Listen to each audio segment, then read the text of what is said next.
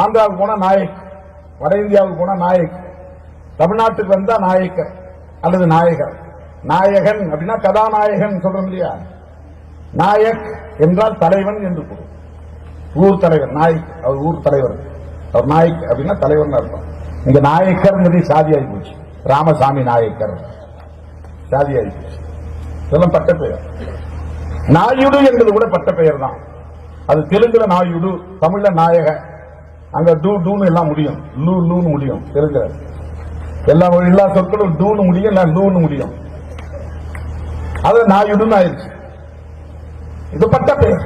தேவர்ன்ற அந்த வேர்டு இருக்குல்ல, அது அவங்க ஒரு ஒரு அச்சுத்தை ஏற்படுத்தும். அது ஏன் ஏற்படுத்தும் சொல்றானே, திரும்ப அங்கிருந்தா வரேன். இது உலக அரசியல், இந்திய அரசியல், தமிழ் தேசிய அரசியல் எல்லாத்துலயுமே தேவர் இருக்கனால, தேவோட இறப்புலே நீங்க பார்த்தா தெரியும். ஒரு ஆங்கில பத்திரிகை போறான், எம் தேவர் டைடுன்னு தான் போறான். அப்போ அந்த தேவர் ஐடென்டிஃபை பண்ணியாச்சு, ரைட்டானா? இவரும் தன்னை எல்லாத்துலயும் பசுமன் முத்துராமலிங்க தேவர் என்றுதான் ஐடென்டிஃபை முடியாது. அது தேவன்ற ஒரு ஜாதி கிடையாது, அது ஒரு பட்டம்.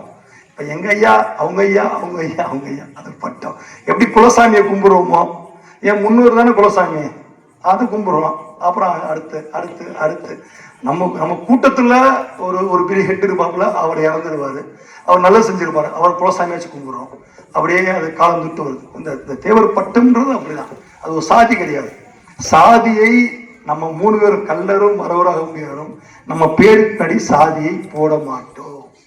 சாதி ஒழிப்பு போலவே நல்லா கேட்டுக்குங்க, நாங்கள் ஜாதி பெயரை போட மாட்டோம், பட்டங்களை மட்டும் தான் போடுவோம்.